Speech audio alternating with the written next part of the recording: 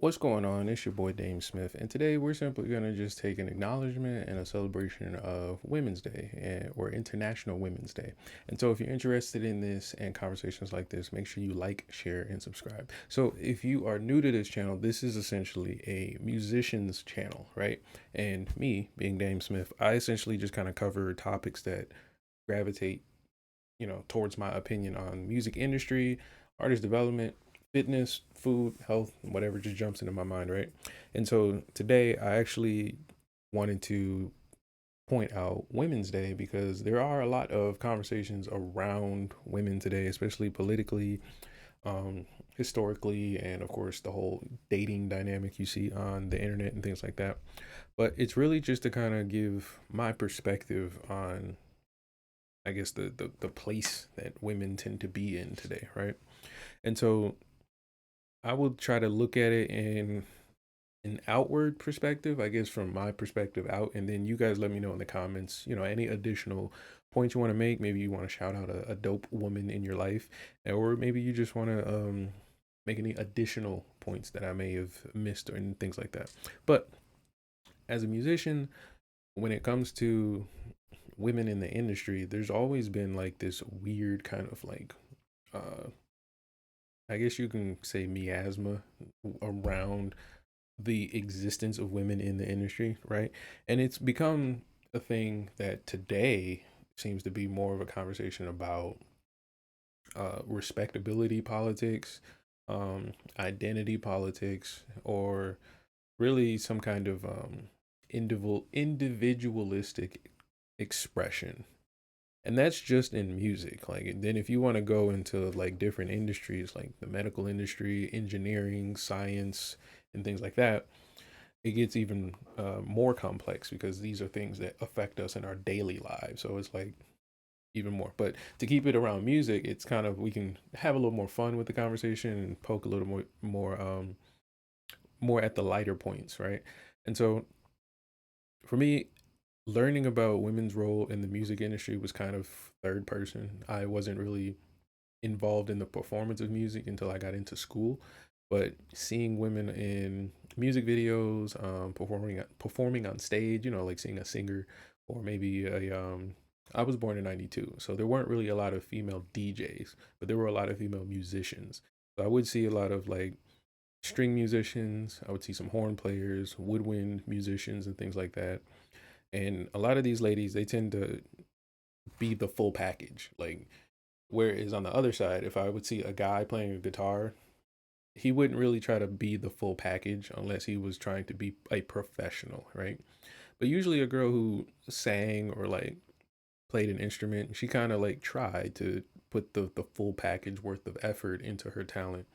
And what do I mean by full package? Meaning like no matter what she looks like, where she's from or her culture, there was kind of like a persona that came with a girl who was musical, meaning like she could, if she was a singer, there was a persona that came with that. If she played electric guitar or was like a goth rocker or something like that, there was a persona. It may have been nuanced to maybe her or where she's from. She may be like a goth rocker from Japan or a goth rocker from Alabama, but essentially we can identify these two musicians, right? And I think being able to do that was the coolest part about learning about that because me personally, I never really identified gender to a musical artist. I always identify their genre of music or personally their energy. So like if you were Sade, the singer Sade, her energy to me was like a lower, calmer energy. So putting her next to like Gwen Stefani would be like night and day as far as energy and genre of music. But if you were to use different types of metrics, like the ones I mentioned earlier, like their identity, maybe their a political affiliation and things like that, or just simply their gender, you can create a lot of different nuances to the conversation that may or may not matter to you. And so this is kind of the point that I've gotten to when it comes to viewing women in the music industry. It's like now I have to figure out how do I kind of appreciate the expression women have without having this any kind of like bias affecting it, right? Because when I look at like a male artist, like any male musician, like a drummer or something like that, like Travis Barker or something like that, if I look at him, I'm just gonna look solely at the drumming. I'm not gonna look at most of anything else because I don't care. Unless it's something that's like um provocative, I guess. If it was something like you found out your favorite artist was going around punching old people, it'd be like, okay, well, whoa, this is something we need to worry about. But essentially, if it's not affecting music in general, for me, I don't worry about it. And learning that to do that same thing with women is key for a lot of people to really appreciate what they're delivering in the music industry. So like the first time I was able to do that, I think was seeing women in comedy.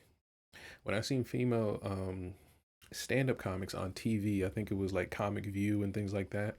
That was really like the first time I was like, "Oh, okay, this is really cool because it's a different perspective." Like I'm used to hearing the guy's perspective as a young man, like when I was probably like 10, 13, 14, 15 or whatever. You hear it so often that you can kind of predict a lot of our jokes and a lot of our personas that come with our different genres and entertainment, right? But then to hear certain women and to be like, whoa, I've never heard this before. That was interesting because you then get to see, okay, how did she come to that conclusion? Or like, why is this, for the sake of a comedian, why is this funny? And that only was a question that was brought to me because I was actually trying to be a musician and in entertainment myself. So understanding the processes were important. But as I started to explore different, sounds of music and female artists, like their roles started to kind of intermingle the ideas that I would enjoy. So it would go from female comedians being pretty funny to finding out that there were a lot of vocal varieties that the female voice brings that you just literally can't get nowhere else. You gotta get a woman. And so things like background singers, um, certain lead vocalists and chorus parts of songs where the actual hook of a song happens, getting a woman to sing it actually is very, very powerful when you get certain sounds. Um, then you can get into the visual aspect of things, of course, the aesthetic of a woman being on screen, allowing her to kind of like express herself through dance, even through talking. There were some music videos or even movies where just having a woman monologue was enough to kind of push the point of whatever the director or the artist was trying to drive home. And this can be underappreciated again if you have any biases that come together. So when people see hip hop music videos and they see the women dancing, depending on your culture, you may appreciate it or you may not appreciate it. And then if you are in a culture that does appreciate it, there still may be other things that may push you to or from that artwork. And so to keep it on the hip hop example, many of the women in hip hop videos had a lot of different roles, but we started to blur the line simply because of those biases. So there would be a woman in a video where you could tell that she was a sex worker, but because she was literally not a sex worker, she was an actress in a music video. The biases that most people had in the audience tend to be projected onto women who were actually sex workers. And so it started to kind of create a false judgment against women that was put, well, the responsibility of it was truly put on the artist. So a lot of people would try to blame the rapper or musician for having girls in the videos portraying those lifestyles, but the rappers were simply trying to express that those lifestyles were real and those women were really living them, but just not the particular women in the videos. So it was shame that you may have truly wanted to project, but it was misguided because this was art and not a true image. So to put it in reality, there's a difference between watching a rapper talk about being, rich and famous and then actually be walking down the street and seeing a guy in a fur coat with 30 chains around his neck. There's two different things happening, right? So when people were reacting to women in these videos, they were getting their inert, innate instinctual reactions, and it started to shape how they viewed women in the real world. And that was the part that, as a young musician, kind of was mind blowing, because I started to take my own biases and really like question, like, why and where did these come from, right? And so the big one around when I was growing up was stripper culture. It wasn't really pimping and stuff like that. No, it was like stripper culture. A lot of girls wanted to be music video vixens. A lot of girls wanted to be dancers, and a lot of girls wanted the. I'm not sure if it was a lifestyle. I was too young to even know if people were actually living like any of these rappers, but it seemed like a lot of girls wanted what they dreamed of as far as the luxury lifestyle, right? But then what came with it was when people were actually participating in it, their, morality kicked in. A lot of people didn't have the same agendas. So you would get women in positions that they didn't want to be in for the sake of trying to get the dream lifestyle that they wanted. So you would have girls who wanted to be musicians, trying to be musicians, and would go into the studio and work with people, and they would try to get their dreams done, but they're working with people who have completely different agendas and biases and things like that. And what they'll wind up running into is either ultimatums or opportunities that may shape how we as people in the audience will judge these particular women or women like her. Okay. And understanding this, again, was important, because then when I met women who wanted to do this and like actually had conversations with them, like, why do you want to do this? Now, this was like in college. Like when you're meeting girls in college and they're talking to other musicians, and you're meeting other musicians in clubs, and you're having conversations with actual dancers and um bottle girls and things like that, and you're talking to them, and you're like, okay, a lot of y'all really don't have a consistent reason. It's very individualistic, and that goes back to the point about individualistic expression.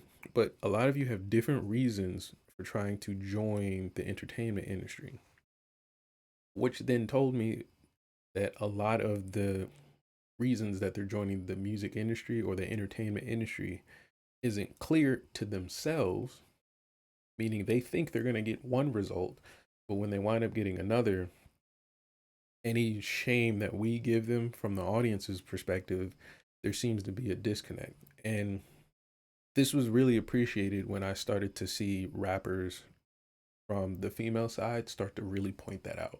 They started to really shine a light on how women didn't need the typical tools in their kit to be successful, meaning they didn't need their typical sexuality or their femininity to do it. When Queen Latifah came out with UNITY, the abrasiveness of the song, along with Rage and a lot of different artists from that era, you got to kind of see like, yeah, no, you can really settle as a woman into your skill set and really shine above anybody, no matter the gender, no matter the culture. And that really told a lot of girls who wanted to be, you know, to be honest, they just wanted to be cute and sexy and things like that within the music industry. It told them that, okay, I don't have to be cute and sexy and then subject myself to things I don't want to. I can be cute, sexy, and still be a really good musician, whether it's a singer, whether it's a rapper, and things like that.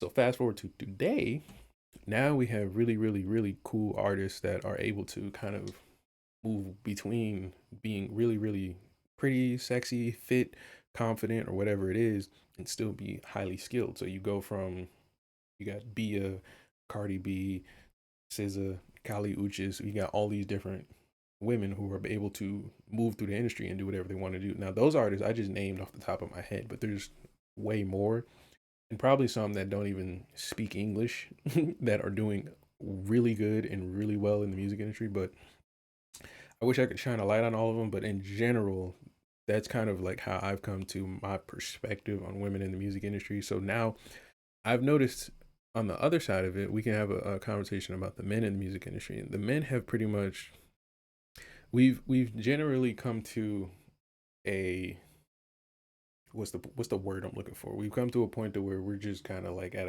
a medium for men. We've all pretty much settled into the same drums, the same um, flow styles and things like that. The guys who stand out, just like in nature, pretty much stand up by themselves. We don't really see a clique of men moving in a group um, that are at the same caliber. They kind of hold each other up. So I guess that's the only real difference. But all in all, I think the collaboration between men and women needs to be better. And I think that'll really be the next level.